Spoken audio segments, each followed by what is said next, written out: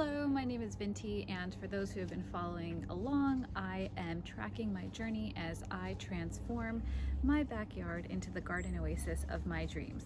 So please excuse me, this video is going to be a little bit rushed.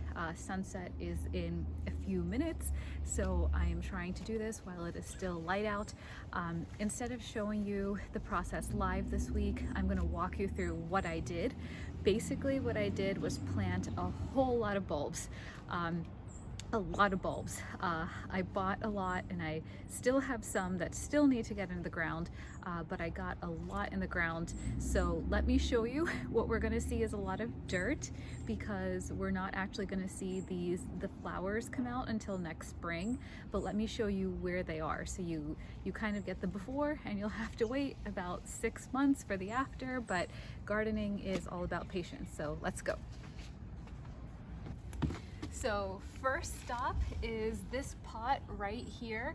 I had some cilantro growing in there, so I took that out. What I planted in here was Scillas sibirica. So this is a bulb. This is a flower that actually naturalizes very easily in this area, and I don't want it to naturalize, so that's why I put it in a container. The packet says that it is ideal for containers. I packed a lot of bulbs in here. So what I'm hoping is in the spring, I'll have like a really pretty like grouping, mass grouping of these Scillas sibirica. Apparently they do really well in this area. So I'm excited for that. All right, let's keep going.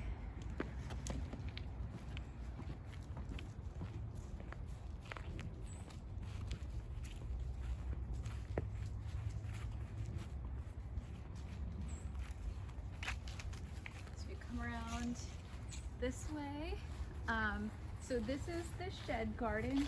This is the right side of the shed garden, which I kind of this year I didn't do much with because I was just focusing on other parts of the garden. So what we have here in this right bed is this mugo pine, this dwarf, I think it's a mugo pine, is this, yeah, dwarf mugo pine.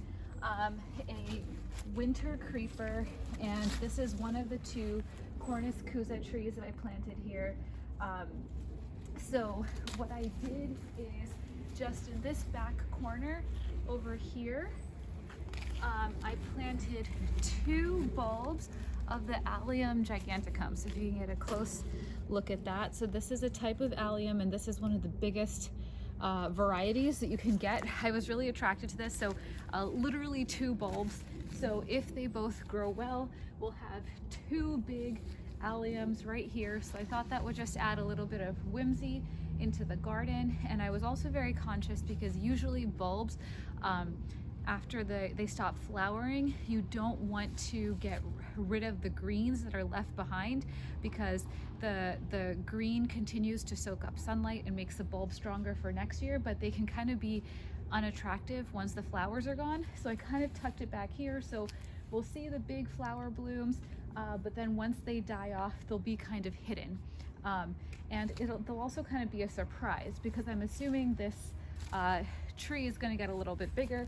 So hopefully, you know, the garden is kind of small and you can kind of appreciate everything easily, but I'm hoping those will be kind of when you're like walking to the raised beds, that will be like a little surprise tucked in the corner back there.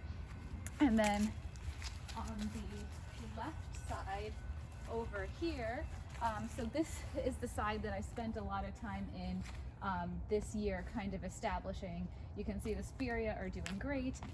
There's a beautiful hydrangea back here. So all in the front right here, and over here on the sides, there was a celosia here that died that I pulled up, and this one I really couldn't pull up, but there's still like the littlest bit of color, so I'm leaving it for just a little bit longer. But all along here I put a whole bunch of crocuses. So these come up in early spring. They're like cute little flowers, so I thought that would be nice, you know, when everything's brown and dead, to have a very early pop of color right in the front border here. And these are relatively short. These only get about 4 inches tall, so even when the flowers die off and the green is kind of left behind, you're not going to have big stems that are covering everything. So I thought those would be nice kind of in the front here. I do plan to put a couple of tulips back here, because those tulips I think get about 1.5 feet, so they'll provide some color when they come out, but then when they die off again, their leaves will sort of be covered. I wanted to be very strategic about where I place the bulbs, so when they bloom they look great, but the months afterwards they're hidden. And then there's one more area.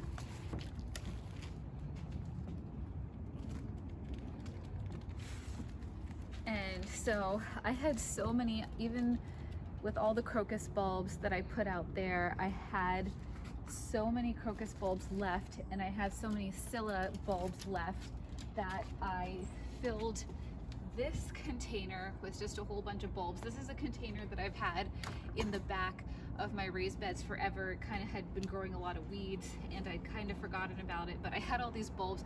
I was like, where did I put them? I don't think I have any more space in the ground, so I put them in here.